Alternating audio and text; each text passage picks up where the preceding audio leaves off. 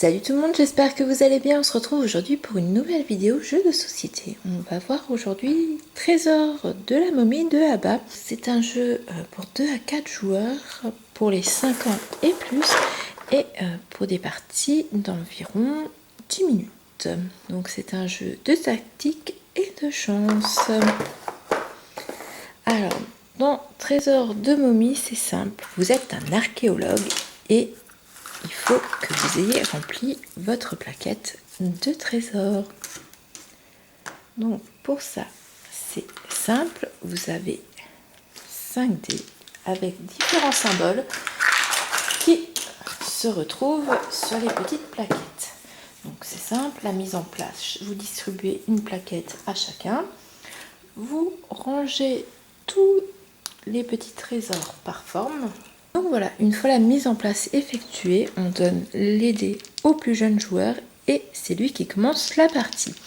Donc pour remplir nos sites de fouilles avec les cartes trésors, il faut simplement réussir à avoir, grâce aux dés, les bons symboles pour prendre les cartes trésors. Donc là, je lance. Par exemple, vous voyez, j'ai déjà 2 amulettes. Les 2 autres, je pourrais garder un verre au cas où, mais voilà, moi je vais essayer d'avoir 2 scarabées. Donc je relance les 3 dés, donc je peux relancer jusqu'à 3 fois mes dés. Alors c'est pas de chance pour moi, vous voyez, j'ai les 2 verres et sinon j'ai la lunette, donc je vais garder les 2 verres et je vais lancer ceci. Donc je récolte un 3e verre, donc je ne peux ni prendre celle-ci ni prendre celle-ci. Par contre, je peux venir quand même chercher celle-ci grâce à mes 2 symboles amulettes. Mon tour est fini, c'est au tour de mon voisin. On tourne dans le sens des aiguilles du monde. Qui lui aussi, hop, va venir lancer ses petits dés. Donc lui, il a déjà, vous voyez, 2 scarabées et une amulette ou une pièce. Alors là, soit je décide de prendre cette carte, soit cette carte là, et en contrepartie, soit je lancerai voilà, la pièce rouge ou l'amulette. Bon, bah, moi j'ai décidé, je veux l'amulette verte et je veux une 2e chance. Bah voilà, vous voyez, pas de chance pour moi, c'était mon 3e lancer.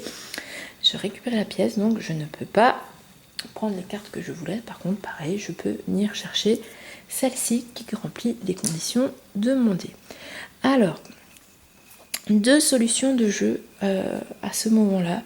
Soit vous jouez avec des plus jeunes, donc ils peuvent au cours de la partie bouger leur trésor pour pouvoir faire tout rentrer dans la carte, parce que par exemple je n'ai pas le droit de venir poser une tuile comme ça avec des trésors à l'extérieur de mon site de fouille.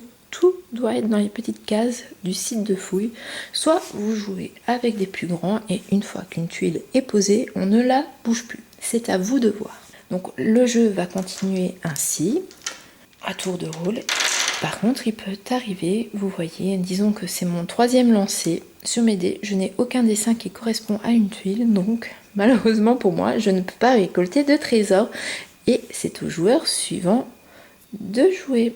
La partie prendra fin dès qu'un joueur aura rempli sa carte de fouille. Il sera reconnu meilleur chercheur de trésors et il remportera la partie.